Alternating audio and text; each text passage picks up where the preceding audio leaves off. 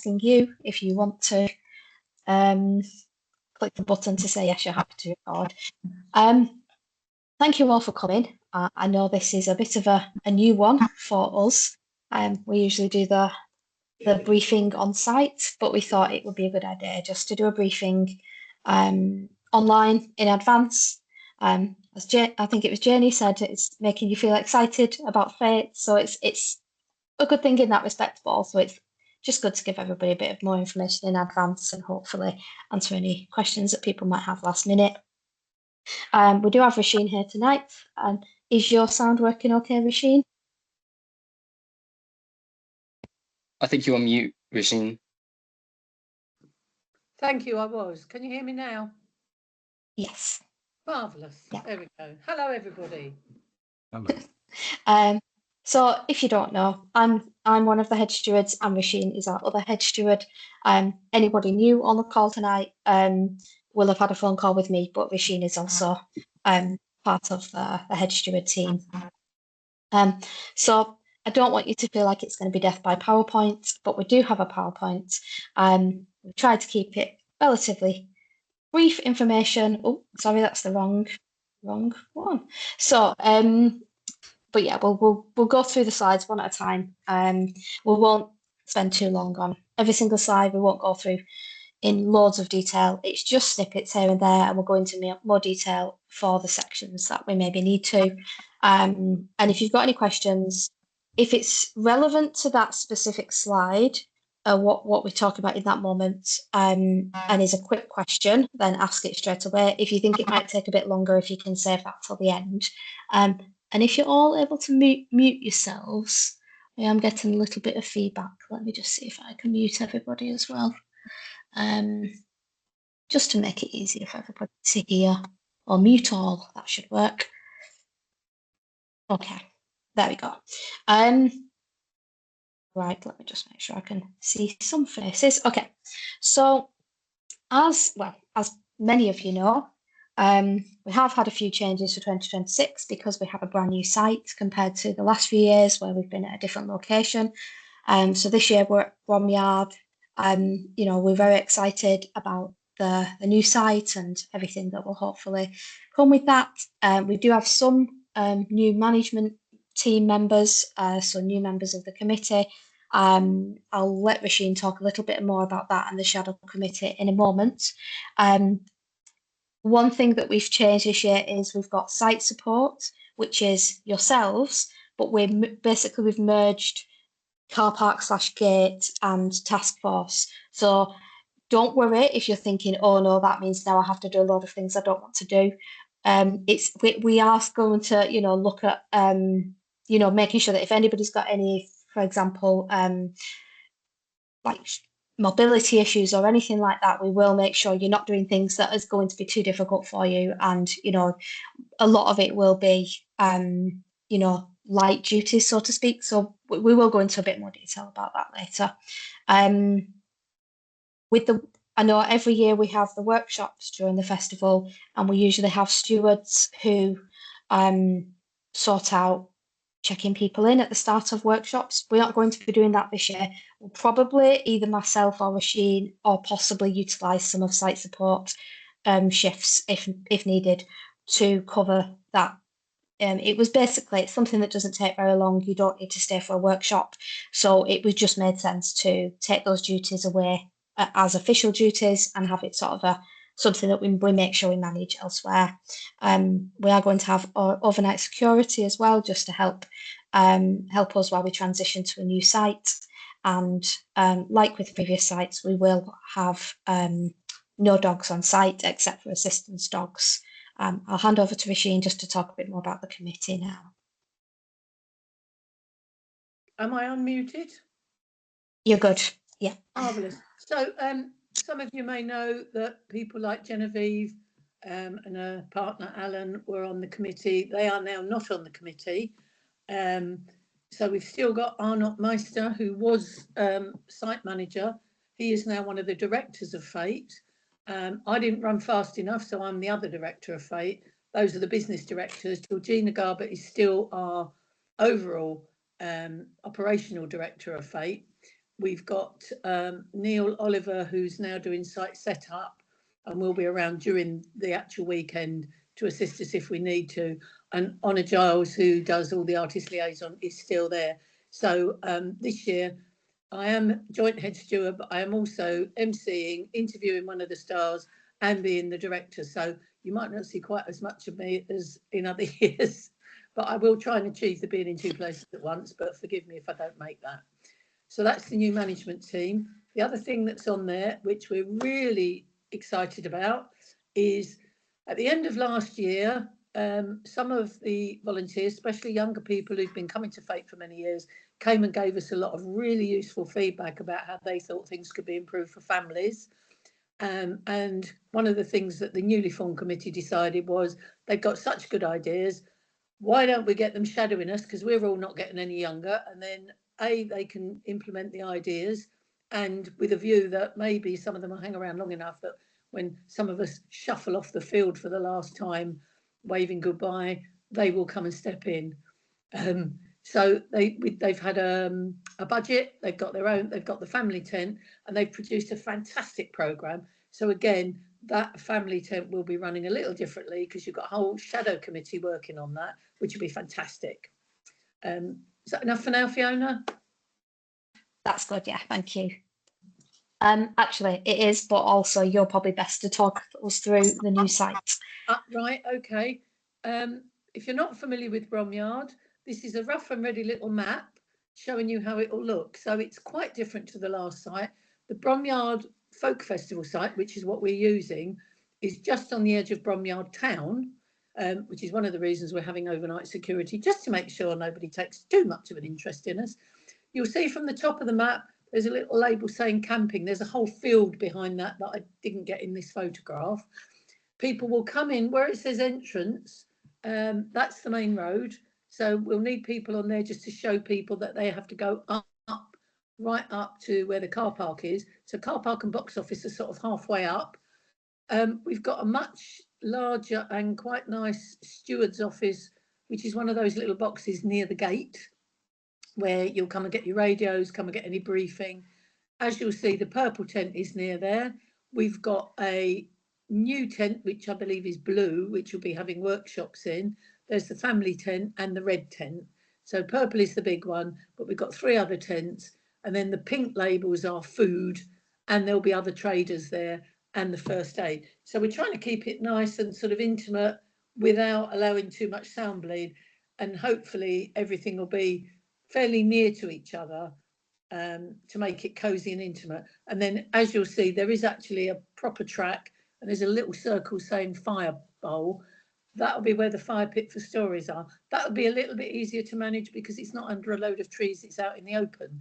So for all sorts of reasons, that'll help. The other thing to note is that all the electricity and water, whereas we needed what we called the task force at the last sites, because we'd put in all our own electricity and water and things go wrong and you have to have people running up and down dealing with it. Because Bromyard's been around for a very long time, they've got plumbed in water and the electrics are all there. So a lot of those peripheral things should be much easier. So is there any questions about that little site set up for now? No? Great. That's that then. Brilliant. Right. So on to general stewarding. Now, everything is pretty much the same in terms of what we do with stewarding, but I'll just go through a few bits anyway. So we will have the new steward's office, as Roisin said. You do need to sign in at the steward's office when you arrive, or as close to, because if you arrive on Thursday evening, we probably won't be set up at that point, but you know, we can figure out the signing in. It'll probably be from Friday. Then you also need to collect your high vis. I think we'll hopefully have enough high vises for everybody to have one, but we'll double check that on site before everybody arrives. We will have radios for those who need them, so we'll let you know if you'll need them based on your duties, but it's usually site support, venue managers, if you're going on a story walk. I think those are the main things. But yeah, if there is anything else, we will let you know, and box office usually have one as well. We do have our procedures for if there's any lost children on site. We will go through a little bit about accessibility and safeguarding as well, just to make sure that everybody knows what's what in terms of fate and those areas. So with venues, as it says, we've got the venue managers, as we usually do. So if you're stewarding a venue, your venue managers are there for additional support if needed. They're there, they're doing lots of other things, but you can utilize them if you need to in terms of if you need to use a radio or somebody needs to use a radio. For example, someone faints and you need to contact first aid, then the venue manager can do that. Just, if you're the person that spotted an incident that needs reporting, then, you can speak to the venue manager, for example. Everybody needs to enter through the main door. We do have additional side entrances for fire exits, but everybody needs to be entering through the main door. And, as usual, we count attendees. We'll have the little clickers. It's important to keep exits and walkways clear. That's a fire procedure situation and making sure that the venue is safe for everybody in case of emergencies. Speaking of safety, to an extent, we've got age-appropriate limits to certain performances. That will be something that we'll have to, I suppose, discuss, so to speak, on site. I can't remember the details off the top of my head, and to be honest, it'll be in the programme. So if we'll make sure you'll have that information at the tent before any performances where there are any age limits, so to speak. We do, we often go off discretion to an extent, but if preferably not letting 3-year-olds into a performance which is 16 plus, whereas letting a 14, 15-year-old in with the parents is a bit more appropriate. With late arrivals, it's important we let people in, but also trying to let them in at a time, like if they're going to sit down and it might disrupt the performance, so to speak. Trying to find a good moment when maybe it's a slight break in the performance rather than doing it right in the middle of an intense story. Rasheen, you've got your hand up. Did you want to add something? Yeah, on age appropriate, obviously the parents retain the right to make their own decisions, but if it's obviously rather inappropriate, you could point out that some artists won't tell stories if they don't think the age is appropriate. But don't get in a fight if somebody goes, no, my child of 4 is absolutely wonderfully sort of sophisticated. Don't, but I would report that back to head stewards just so we're aware that there's an issue. Thank you. With noisy children, again, it's using your discretion. If a child's just been a little bit noisy, but then they pipe down, that's fine. But if somebody's continuing to be quite noisy throughout the performance, it's just preferably encouraging those people to take the child outside just to ensure that the performance isn't being disrupted for the rest of the audience. Tidying up after the performance is important. Sometimes people leave litter, so whatever duty you're on, make sure you just do a quick sweep and clean up any litter. And the same with some duties on the venues, you might cover more than one performance. If people are there and they say, oh, I want to stay for the next performance, they need to leave the venue and come back in. They can go stand at the front of the queue, that's fine, but we do need people to clear the venue.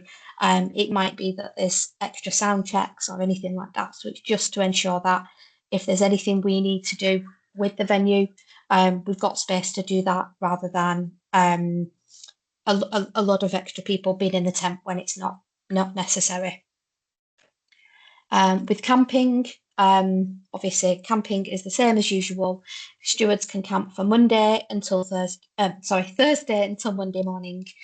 No members of the public are allowed to camp after the festival closes. I think there's an hour, a couple of hours of buffer time where after the performances have all finished, people can, pack up their camping and leave. That's fine, but no members of the public are allowed to stay on site until Monday morning, for example. People do often ask if they want to know why. The reason is basically insurance. We're insured to cover volunteers up until Monday morning. I think it's Monday at 10, 12, something like that. And we can double check on that, or the Sheen might know. But members of the public, they have to be gone. We are going to have a living vehicle area and then tent camping area. as well as noisy, quiet, accessible as usual. The quiet area is usually the furthest away from the festival site. And then, you know, as you see it on the map, we will have a car parking area as usual. In terms of the box office, we have our wonderful Adrian here, who is our deputy manager. And yeah, anybody who is new, who is coming to the box office to work in the box office for the first time, Adrian generally knows everything with what's what, although we do have some new admin processes this year. We used to have these folders and it would involve looking up numbers, and it was a bit time consuming and just delayed a few things. So we have streamlined that process, which I'm sure Adrian's very glad about. And it will make it easier for finding you know, for basically giving people the wristbands when they arrive on site. We are going to make sure we've got plenty of stewards at busier times, and you know, people will come and pick up tickets, and then people will also be we'll be selling merchandise as well. Yes, Rasheen. Just to let those people who've worked in box office before and wrestled with the sum up machine, today a parcel arrived and it was the brand new machine, and it's not sum up, it's a new company, and I've just today charged it up. So those of you that have tried using that before, this one should be a lot better and easier to use. Fantastic, that's good to hear. Thank you. Because yes, there will be a bit of cash handling and card machine use involved. It should be simple. These machines are pretty straightforward. The box office is the first port of call for everything, so you are likely to get all sorts of different questions. And if you're just not sure, then, and if Adrian can't answer, then you know, you can refer to us as the head stewards if need be. You can radio across. We will look at having a box office briefing on site as usual, just to go through some of the processes. But actually, it also might be that when you arrive, we'll just give you a quick overview of any of the changes, or if you knew how to work in the box office. And then here's our site support. So as I said, it is the merging of sort of the car park gate and task force duties. All stewards, we have given all stewards 1 or 2 site support duties as a minimum. Part of that is because we've got a new site, which means we might potentially have new issues that we've not come across before. So we've got more people on site support than usual, just to help, I guess, keep an eye on different issues that might come up. You know, it's I think with a new site, it's important just to make sure that we're not just getting on with things and as though it's the old site. We need to be a bit vigilant and be like, okay, maybe there's a tap somewhere that nobody is using. It's worth us knowing that, because then actually, you know, have we not got the right signage, or do people not know it? Like, do people not know it's there, or is it actually that we don't need a tap in that location for the future? So there's lots of different things that it's useful for us to know, that you can help us to know about. We do have a list of some of the types of tasks, but there will be different tasks that might come up as and when. You know, we've got basic things like doing a quick run to check, not literally running, but checking that the toilets have toilet roll, etc. You know, and if they're not, then we might ask you to replenish it. If you can check in before the shift to be assigned tasks. If you come to, I think it'll either be coming to the steward's office, and or Martin will probably take a bit of a lead on the site support. So come to the steward's office and we'll tell you if it's actually going to go to Martin instead.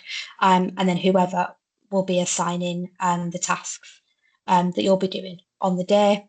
It probably will be Martin, I think. And yeah, if there's any issues, report them to us or Martin, who, sorry, for some of you might not know, Martin is our deputy head steward. Priority, as I put here, priority for the gate, as in sitting in a chair by the door, navigating cars. The priority for those duties will be given to people with mobility issues, because we understand some people need to be sat down and can't be running around the site doing different things. So we'll always give the priority to those people, and then we'll make, you know, if you can move around, we might give you a bit of the other tasks that move around sites. So if possible, wear sturdy shoes, hat, sun cream, and bring a torch if you've got any duties in the evening, just to, basically be mindful of the weather, etc., in case you are sat out in a chair for a couple of hours.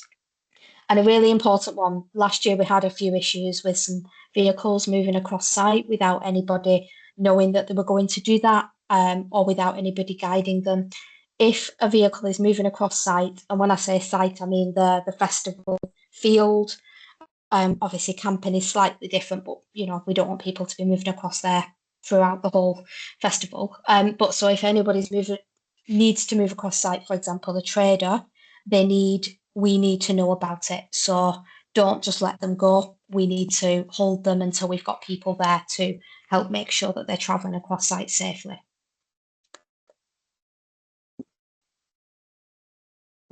I'll hand over to Rasheen to do a little bit on the radios. Right, well, for those of you that aren't going to be using them, I'm not going to go through the whole briefing right now. Not everybody will need a radio. Certainly venue managers have them, and they've got an earpiece. We have one in the box office, one in the green room. Certainly first aid has their own. But if you think you're likely to be using a radio, please come for the full briefing on site, because unless you've been using them habitually, they can seem a bit daunting. If you're issued with a radio, don't swap them with your mates. Bring them back after each shift, because obviously the batteries go flat, and it's still better to use a radio because, we all know what phone signals are like, but obviously if the battery's flat, it doesn't work anyway. So what we'll ask you to do is come along, pick a radio, sign it out, do a little radio check before you leave the steward's office, and make sure that you're using it properly and you bring it back. As I say, the ins and outs we'll do later. But if you are using a radio, some of the common mistakes is, please remember that everyone can hear you either over the radio, especially if someone's got their radio turned up loud, or people wandering about behind you. And when I say tell your language, I know you won't be sweary and naughty, but we don't use people's names. We don't use our own names. We use our role and where we are. There is codes, and they will be attached to the radios, so that you don't go, oh, I think the red tent's on fire, because people panic. I don't know why. So all that will be done, and the codes provided. I know it sounds a bit, 007, but they are there for a really good reason, so that we don't have people panicking. So you will see if you do have radio use, but this year we're going to have little laminated things. So if you can't remember the frequencies you need to use, or you can't remember the codes, all you'll have to do is read it and make sure that that stays with your lanyard if you're a radio user. And I think other than that, if we already know that you're going to be using it, we will send you out the written briefing, but we'll have one on site anyway. Any questions? Oh, good. There you go. I think a little bit more from you, Rasheen. Unless you just want to very briefly. Right. So again, even if you're not using a radio, even if you're walking up to someone who's got a radio, please do not walk up to someone and go, I've got this lost child, or Mrs. Smith's lost little Johnny. Their codes are there for a good reason. So you will, if you're on the radio, you use the codes. If you are not on the radio, you would walk up to someone and go, we've got a code blue major, blue minor, or code red, and say where. And again, we will put this up probably on the wall of the steward's office. So it's not huge amounts to remember, but please do that rather than allow it. And it's surprising just how much people hear, because if they're like me, they've got big flappy ears and they like to listen to things they shouldn't. Thank you very much, Rasheen. Is that me done? What's next? Yeah, that's good. Thank you. Okay. Unless you want to go through lost children. Yeah, actually, again, follow the briefing codes. So again, we've got, if the child's lost, you use the blue minor, so everyone will know you've got a lost child. If it's the parent that's saying, I can't find my child, you just say blue major. What you do, you follow the briefing codes. As soon as a child comes up to you and is lost, grab somebody else. It doesn't even have to be another steward, but grab an adult. Never be on your own with a child. you can just say to a passerby, please can you stay with me? And obviously you never leave the child with the stranger, but you and that person goes there. If you've got the lost child, report that you've got them and say you're on your way to the box office. Take them straight to box office. If the parent comes up to you and says, I can't find little Johnny, send them to the box office and then report back using the codes. I think that probably covers all of it on that one, Fiona. Yeah, definitely. And just one thing to add with that as well, when people who are arriving to collect tickets who have children, especially younger children, it's worth just saying that, oh, can you mute machine? I don't know if that I can hear a bit of feedback. Thank you. So yeah, it's worth just mentioning the box office is the best place to go. So, even saying to the child, if you get lost, come here, because the site's pretty small, so they should be able to find it themselves. But it's just reiterating to the parents and the children that's the place to go. So hopefully, if any children are lost, they'll go straight there, and the parents might already be there waiting for them. Rasheen. And it's worth saying that young children will have a white wristband on which their parents should write a mobile phone number. So you should be able to phone, either you or the box office and say, don't worry, we're on our way to the box office, find them there. So that's an extra one as well. Yeah, exactly. Fantastic. Just a brief bit on accessibility. If anybody does come up to you with any accessibility requests, important to listen to them and try to resolve any issues where necessary, where possible, should I say. It's not always possible to resolve issues. If you can't do it easily yourself, for example, helping somebody with a wheelchair find space in a venue, if it's something more complicated than that, then you need to pass it along to the head stewards. Don't make any promises, but don't say we can't do it. Just basically say something like, "Well, we'll see what we can do," just to make sure that we're not over promising or under promising in that sort of initial inquiry. But some options that people might say, people might maybe need a safe or quiet space. The first aid tent is usually a good spot for that. As I said, venues, wheelchairs in venues, it's important that we create space for wheelchairs in venues, including mobility scooters, but that might involve moving some chairs to one side to make that space. And that maybe even might mean asking a couple of people to move just to make sure we can fit the wheelchair in the venue without blocking fire exits, etc. Last year, I think it was, we had a couple of people needing mobility scooters charging. So, that is a request we can fulfill. We just need to know about it in advance. So if anybody has that request, we need to look at sorting that out. But yeah, feel free to pass them along to us so we can resolve that. And again, medication. I think last year we had a couple of people leave medication with the first aid tent. That's fine to happen if they're happy to take it. It's just making sure that we match them up and let them know that that's possible. Safeguarding, touch wood, I don't think we've had any significant issues on site in the past. Some of you might have some experience with safeguarding, some of you might have no experience whatsoever. Because we're coming across people sort of for the first time, a lot of the time, or it might be people you've met before, but we don't necessarily know everybody really well.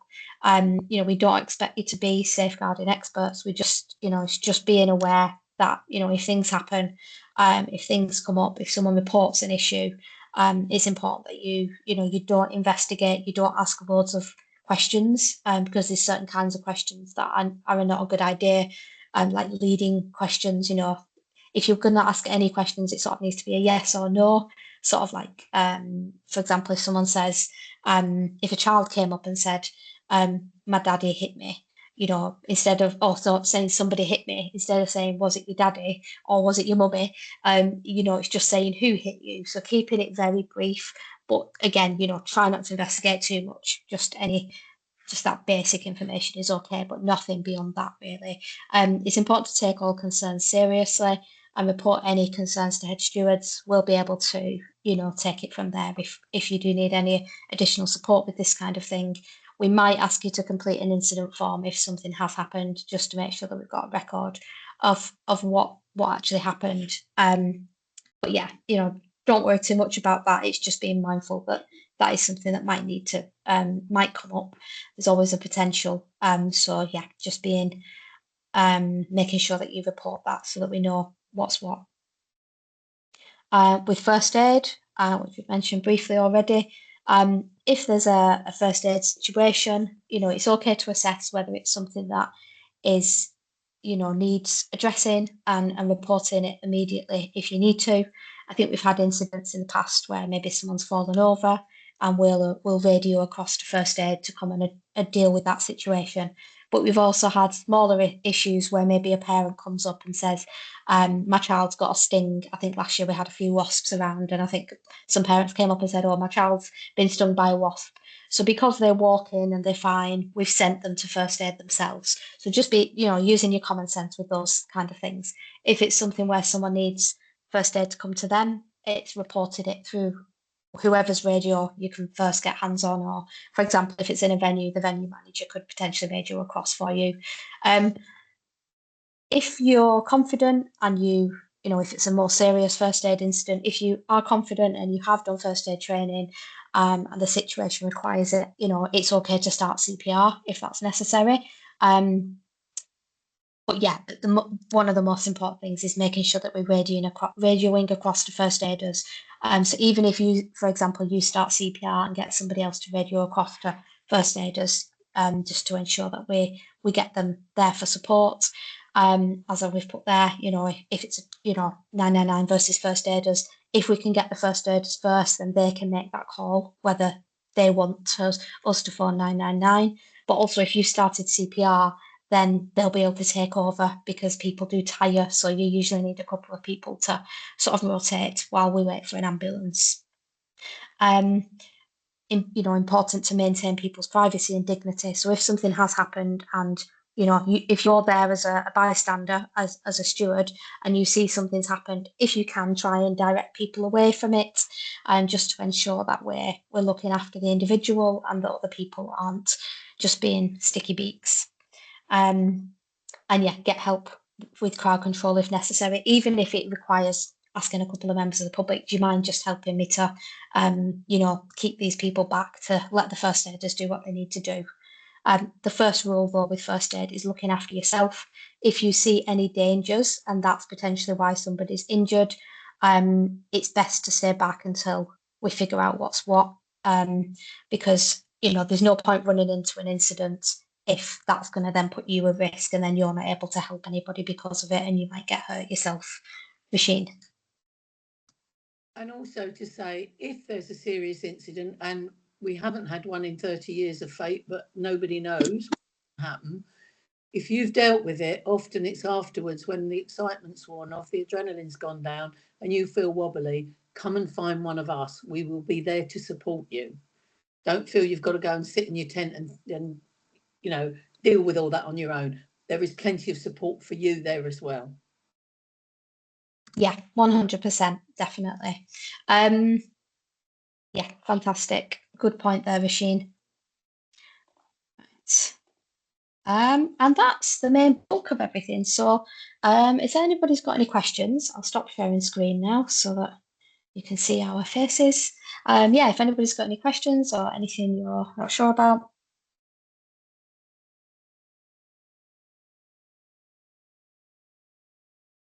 Sarah?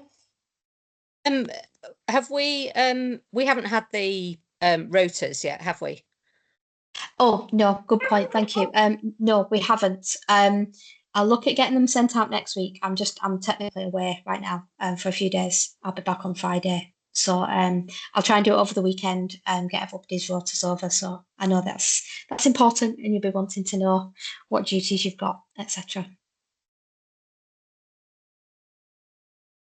Chris?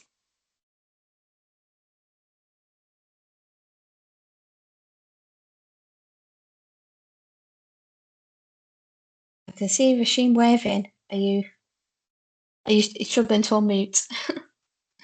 All right, I've taken the microphone off mute now. That helps. Is there any preference over what colour clothing we wear? No, No, people generally just wear what they normally wear, whether to a Okay. festival or otherwise. Yeah, that's partly why we got the high vis jackets. So while you're on duty, you'll wear one of the high vis jackets, and that will distinguish you as a member of the team rather than a member of the public. All right, thanks. Oh, thank you. Owen? Yeah, just on that note, I remember last year, I think we didn't have enough high-vis jackets to the stewards, so we had to swap them out. Are we doing the same sort of thing this year, or do we, like, if we're doing a late shift as well, we just don't have to think about that? We'll need to have a look at how many jackets we've got compared to stewards and just make sure. So we'll double check before we kick off on the Friday. So yeah, we'll hopefully have an answer by Friday morning. I'm hoping people will be able to have their own vests, but we'll see. It just depends, yeah. Awesome, thank you. Right. Rasheen? Yes, I don't know if we've mentioned it in any of the stuff we sent to people, but you can stay till Monday up until midday. And of course, after the festival, when we've waved goodbye to the last of our lovely, lovely public, we do generally have a little bit of a party just to say thank you. And phew, we've survived another year. So be aware of that. David and Kathy? As a venue manager, I found it frustrating when stewards wore high vids whilst they weren't on duty because I didn't know who my stewards were. And I think that's a really useful thing is if that's possible for people to take their high vises off when they're not working. Yes, thank you for that. That's a really good reminder. Yes, it is important to take your high vis off while not working. Even if you just tuck it over the edge of your bag, that's fine as long as you've not got it on your person. One thing I think we didn't do as well last year as we could have done is letting venue managers know who is on duty at which duty. So we will make sure you've got that information this year. As soon as yeah, we've got that sorted. Did you have another question? You good? No, just struggling to use Teams. No worries. Any other questions?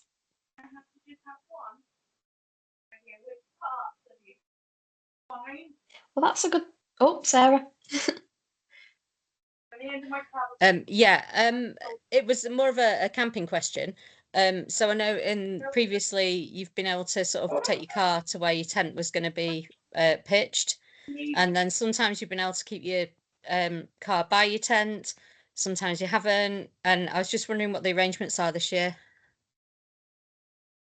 Thank you for that. Because when I was going through camping, I was thinking, hang on, what are we doing with that? I don't know if you know, Rasheen. Have we figured out? I don't know at the moment, but we can check with the site manager who's doing site setup, and we can let people know that.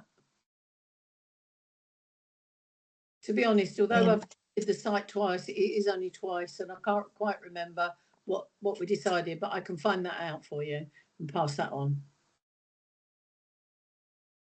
Yeah, thank you, Rasheen.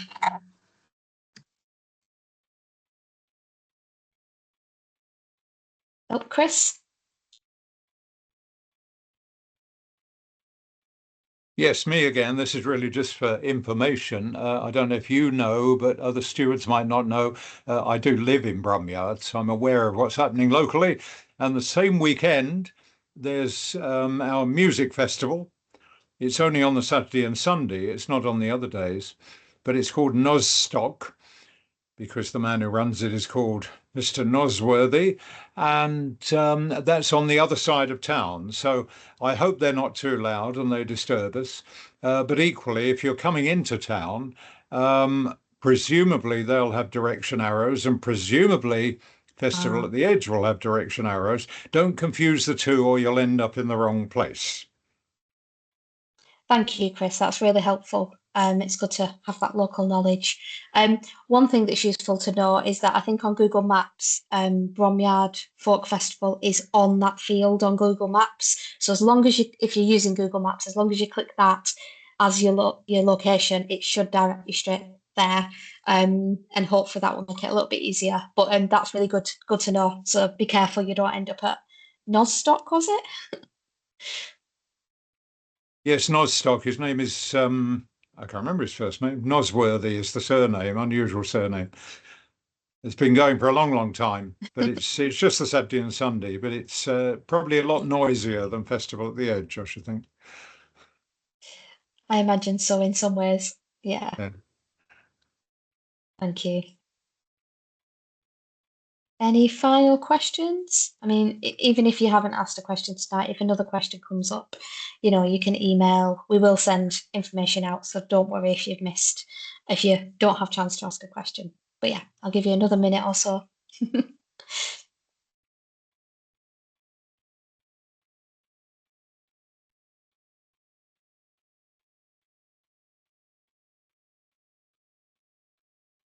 Well, nobody's asked a question so far. Oh, Owen. I mean, this one's really just a small one, but I remember there's always that one guy that we normally bring in each year whose only role is to do the live jam sessions at the bar. Is he going to be here this year, or will we have to sort our own sort of music jams out? I don't think it's the same guy, but we've definitely got people sorting out the music in the bar and sort of emceeing the whole thing and encouraging people to come along and do their thing. So it's all sorted It's a out. bloke called Archie from Leicester. Thank you. Fantastic. Brilliant. Thank you. Well, I mean, I keep saying any more questions and then more questions come up. So, yeah, feel free if there's another question.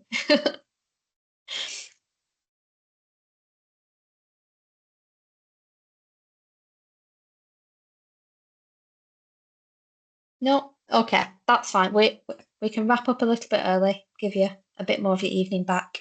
But thank you all so much for coming. It's great to see so many of you coming to our first online briefing. I think, you know, hopefully that means we'll do it again in future years. But yeah, we'll still have a bit of a briefing on site, especially about box office and radios. But if you do know anyone that didn't come tonight and wants to come, we will see if we can figure out a way of uploading the briefing video so they can rewatch. But yeah, any other questions that you might have in the future, please email and I'll try and get the your duties out to you in the next, well, by next week. Well, by mid next week, probably within the next week, should I say. Yeah, thanks so much. Have a lovely evening, everyone. Thank you. Bye-bye. Thanks, everyone. See you at Bromyard.